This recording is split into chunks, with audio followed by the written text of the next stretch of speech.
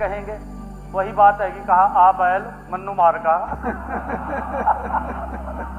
माननीय अध्यक्ष जी, आप ये फिर भाग जाएंगे, बजट में सुनेंगे नहीं। अगर मैंने सारी बात बताई दी अभी, बाकी बात में बताना। और उसने जो एक हमें लिमिट दी है 15वें वित्त आयोग ने, उसने कहा कि 3% से ज्यादा आपका कर्जा नहीं होना चाहिए। मैं बजट के अंदर ये भी बताऊंगा कि आपका कितने % कर्जा था, हमारा कितने % है आज कर्जा, वो भी बताऊंगा। परंतु आपने जो सवाल पूछे हैं माननीय अध्यक्ष जी, मैं तो उसका उत्तर दे रहा हूं।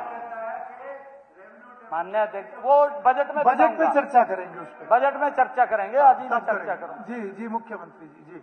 माननीय अध्यक्ष जी, आप ये फिर भाग जाएंगे, बजट में सुनेंगे नहीं। अगर मैंने सारी बात बताई दी अभी, बाकी बात में बताना। माननीय अध्यक्ष जी, इसमें से 1,61,796 करोड़ रुपए ब्याज भुगतान और 2,04,220 करोड़ रुपए मूलधन शामिल है।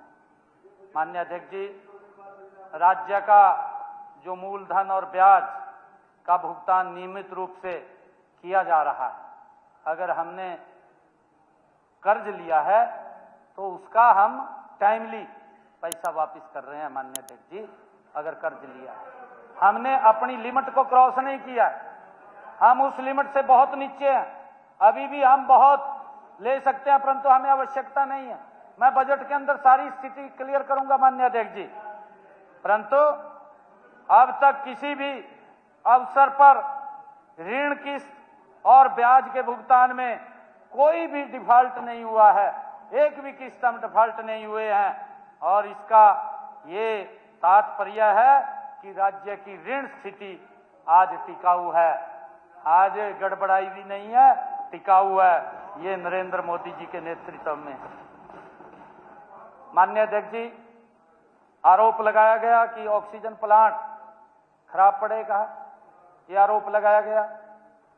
माननीय अध्यक्ष जी, मैं कहना चाहूंगा कि ऑक्सीजन प्लांट ये कोविड-19 महामारी के दौरान जब ऑक्सीजन की बहुत ज्यादा आवश्यकता थी, उस समय देश के यशस्वी प्रधानमंत्री आदरणीय मोदी जी ने हर हॉस्पिटल में ऑक्सीजन प्लांट देने का काम किया था। और हमने अपने हरियाणा के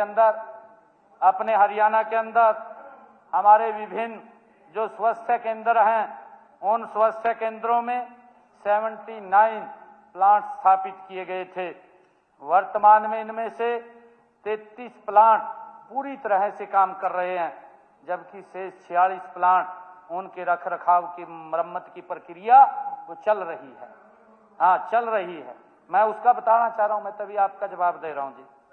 हमारे शुरुआती जांच में ये पाया गया, हमारा ध्यान है माननीय अध्यक्ष जी, हमारी जांच में पाया गया कि निजी फर्मों द्वारा मरम्मत और वार्षिक रखरखाव के लिए मांगी गई दरें वो काफी ऊंची थी। माननीय अध्यक्ष जी, उनकी तुलना में अत्यधिक थी।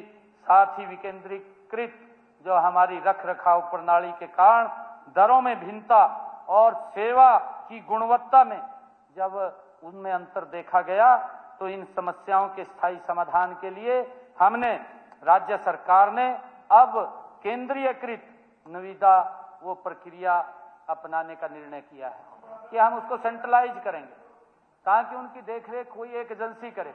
अगर कहीं कोई खराबी आती है तो वो उसको ठीक करे। उसको लेकर के हमने उसको सेंट्रलाइज एक टेंडर प्रक्रिया अपनाने का वो निर्णय किया है।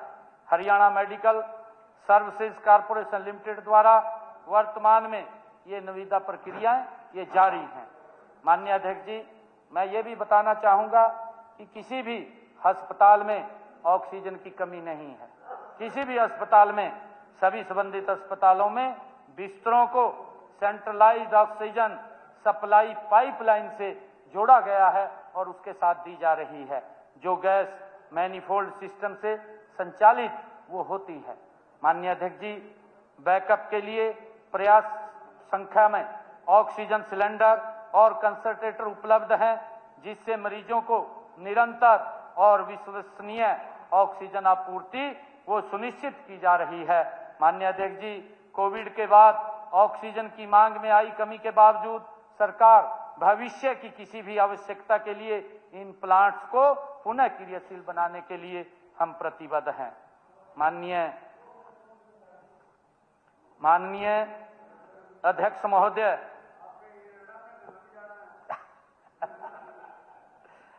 चलो कौशल रोजगार के बारे में भी आपने कहा गया, उसका मैंने उत्तर दे दिया। नहीं, मैंने उसका उत्तर दे दिया। अरोड़ा जी ने और शीशपाल केरवाड़ा जी ने और नरेश सेलवाल जी, विकास सारण जी ने ये हरियाणा कौशल रोजगार निगम के ऊपर आरोप लगाए सरकार के ऊपर। मैंने उत्तर दिया है, अगर इनको कोई आवश्यकता होगी तो आगे देंगे, एक एक चीज का हम उत्तर देंगे। ये भी कई बार माननीय अध्यक्ष जी ने उठा लिया, इसका पूरा डीपली उत्तर दिया है। दादूपुर नलवी नहर का कई बार उत्तर दे दिए।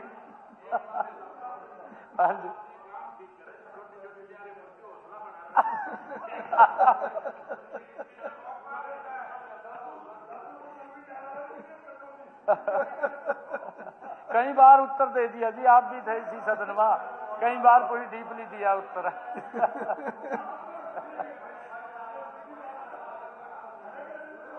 जी मुख्यमंत्री माननीय अध्यक्ष जी, नहीं, मैं बता रहा हूं माननीय अध्यक्ष जी, ये फिर कहेंगे वही बात है कि कहा आ बैल मन्नू मार का। ये फिर कहेंगे ये क्यों बोल रहे हो, गलतियां किस किया वो सारी बताई मैंने, आप लोग कर लो। माननीय अध्यक्ष जी, आरोप लगाया गया कि यूरिया के बैग का वजन घटा दिया, ये आरोप लगाया गया। ये देख लो, मैं बता रहा हूं, उत्तर तो सुन लो, उत्तर सुनो राम से, बता रहे हैं, राम से सुनो उत्तर। माननीय अध्यक्ष जी,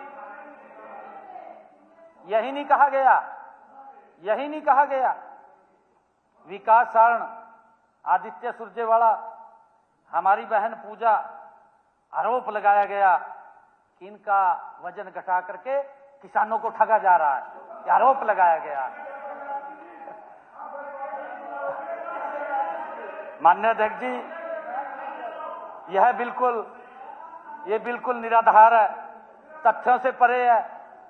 मैं ये बताना चाहता हूं माननीय अध्यक्ष जी कि पारंपरिक नीम कोटेड यूरिया जिसमें 46% नाइट्रोजन होती है, जिसमें 45 किलोग्राम के बैग का मूल्य 266.50 रुपए जीएसटी सहित, जीएसटी भी उसमें इंक्लूड है, पहले की तरह है। माननीय अध्यक्ष जी, इसके वजन या मूल्य में किसी प्रकार का कोई बदलाव नहीं किया गया। मैं ये बताना चाहता हूं, किसान आज भी उसी मात्रा और उसी निर्धारित दर पर नीम कोटेड यूरिया वो प्राप्त कर रहा है। किस प्रकार का झूठ भ्रम फैलाया गया, इस प्रकार का झूठ और भ्रम फैलाया गया। माननीय अध्यक्ष महोदय, मैं बताना चाहता हूं, मैं बता रहा हूं, आगे आ रहा हूं, आपकी बात का जवाब आ रहा है, माननीय अध्यक्ष महोदय, मुख्यमंत्री 28 जून 2023। एक मिनट, माननीय सदस्यगण, सदन का समय आधे घंटे के लिए बढ़ाया जाता है। जोर का झटका धीरे से लगे, बाकी मुख्यमंत्री जी के ऊपर है। माननीय अध्यक्ष महोदय, 28 जून